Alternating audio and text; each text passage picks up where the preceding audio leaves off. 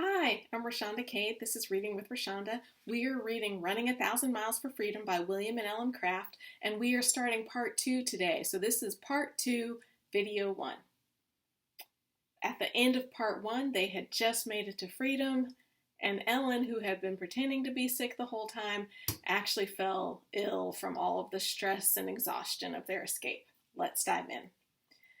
After my wife had a little recovered herself, she threw off the disguise and assumed her own apparel. We then stepped into the sitting room and asked to see the landlord.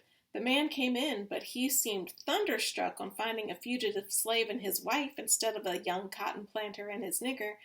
As his eyes traveled round the room, he said to me, "Where is your master?" I pointed him out. The man gravely replied, "I am not joking. I really wish to see your master." I pointed him out again, but at first he could not believe his eyes. He said, "I knew that was not the gentleman that came with me." But after some conversation, we satisfied him that we were fugitive slaves and had just escaped in the manner I have described.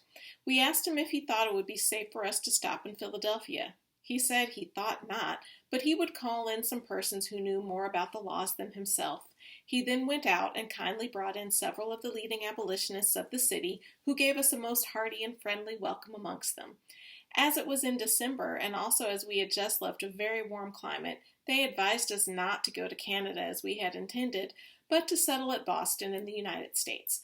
It is true that the Constitution of the Republic has always guaranteed the slaveholders the right to come into any of the so-called free states and take their fugitives back to southern Egypt. But through the untiring, uncompromising, and manly efforts of Mr. Garrison, Wendell Phillips, Theodore Parker, and a host of other noble abolitionists of Boston and the neighborhood, public opinion in Massachusetts had become so much opposed to slavery and to kidnapping that it was almost impossible for anyone to take a fugitive slave out of that state. Whoa, okay, so I get Ellen wanted to stop dressing like a man and put on her own clothes. It's nice to have on your own clothes, but oh, they don't know these people. Just because you're in a free state doesn't mean you're amongst friends. This made me nervous. I'm glad it worked out. So, we took the advice of our good Philadelphia friends and settled at Boston. I shall have something to say about our sojourn there presently. Among other friends we met at Philadelphia was Robert Purves, Esquire, a well-educated and wealthy colored gentleman who introduced us to Mr. Barclay Ivins, a member of the Society of Friends, and a noble and generous-hearted farmer who lived at some distance in the country. This good Samaritan at once invited us to go and stop quietly with his family till my wife could somewhat recover from the fearful reaction of the past journey. We most gratefully accepted the invitation, and at the time appointed we took a steamer to a place up the Delaware River where our new and dear friend met us with his snug little cart and took us to his happy home. This was the first act of great and disinterested kindness we had ever received from a white person. Great and disinterested kindness. A great kindness accompanied with, "I'm just doing it because it's kind, not because I'm trying to get anything else out of it." Nice. The gentleman was not of the fairest complexion, and therefore, as my wife was not in the room when I received the information respecting him and his anti-slavery character, she thought, of course, he was a quadroon like herself. But on arriving at the house and finding out her mistake, she became more nervous and timid than ever. Maybe he was a quadroon.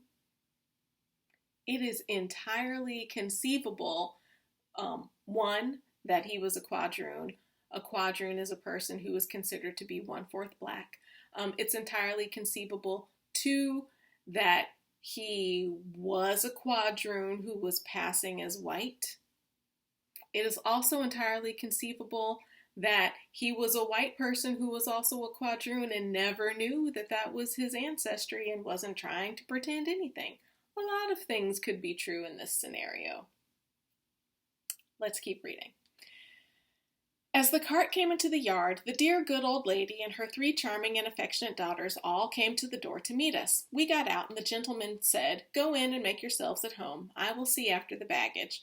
But my wife was afraid to approach them. She stopped in the yard and said to me, "William, I thought we were coming among colored people." I replied, "It is all right. These are the same. "No," she said, "it is not all right, and I am not going to stop here. I have no confidence whatever in white people. They are only trying to get us back to slavery." She turned round and said, "I am going right off." The old lady then came out with her sweet, soft, and winning smile, shook her heartily by the hand, and kindly said, "How art thou, my dear?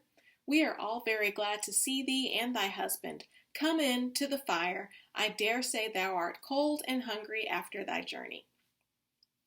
So the Society of Friends were Quakers, and they spoke with thees and thous. So that's why we're hearing this sort of turn in language. We went in, and the young ladies asked if she would like to go upstairs and fix herself before tea. My wife said, "No, I thank you. I shall only stop a little while." "But where art thou going this cold night?" said Mr. Ivans, who had just stepped in. "I don't know," was the reply. That's a woman after my own heart. "I don't know where I'm going, but I'm not staying here. This is not the place for me right now." And I understand her fear. She had known nothing but baseness from white people. Why all of a sudden she's going to be like, yeah, they're just going to let us stay in their house? I would have been skeptical too. "Well then," he continued, "I think thou hadst better take off thy things and sit near the fire. Tea will soon be ready." "Yes, come, Ellen," said Mrs. Ivans, "let me assist thee," as she commenced undoing my wife's bonnet strings. "Don't be frightened, Ellen. I shall not hurt a single hair of thy head. We have had with much pleasure of the marvelous escape of thee and we have heard with much pleasure of the marvelous escape of thee and thy husband."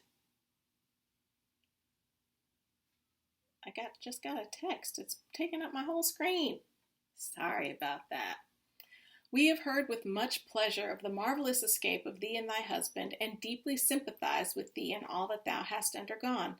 I don't wonder at thee, poor thing, being timid, but thou needst not fear us. We would as soon send one of our own daughters into slavery as thee, so thou mayest make thyself quite at ease." These soft and soothing words fell like balm upon my wife's unstrung nerves and melted her to tears. Her fears and prejudices vanished, and from that day she has firmly believed that there are good and bad persons of every shade of complexion. And isn't that the truth? There are good and bad people of every stripe. There are good white people, there are bad white people. There are good black people, there are bad black people. You can find good and bad everywhere you can find people. That's just the nature of our humanity. After seeing Sally Ann and Jacob, two colored domestics, my wife felt quite at home. After partaking of what Mrs. Stowe's Mose and Pete called a busting supper, the ladies wished to know whether we could read. On learning we could not, they said if we liked they would teach us. To this kind offer, of course, there was no objection, but we looked rather knowingly at each other, as much as to say that they would have rather a hard task to cram anything into our thick and matured skulls. However, all hands set to and quickly cleared away the tea things, and the ladies and their good brother brought out the spelling and copy books and slates, etc., and commenced with their new and green pupils. We had, by stratagem, learned the alphabet while in slavery, but not the writing characters, and as we had been such a time learning so little, we at first felt that it was a waste of time for anyone at our ages to undertake to learn to read and write. But as the ladies were so anxious that we should learn, and so willing to teach us, we concluded to give our whole minds to the work and see what could be done. By so doing, at the end of 3 weeks, we remained with the good family. At the end of the 3 weeks we remained with the good family, we could spell and write our names quite legibly. They all begged us to stop longer, but as we were not safe in the state of Pennsylvania, and also as we wished to commence doing something for a livelihood, we did not remain. I am so glad that they got over their fear of being too old to learn to read and write. You are never too old to learn, period. If you are alive, you can learn. And if you don't know how to read and write, learn. It is freedom. It is transformation. It opens up every avenue of everything for you. Oh my gosh, reading and writing. It's amazing. And that is why slaves weren't allowed to read and write, because They being the slaveholders and that whole mindset, they knew that with that ability to read and write, the slaves would evolve and transform and change and come upon texts like Thomas Paine, and they did everything they could to keep us down. And still we rise.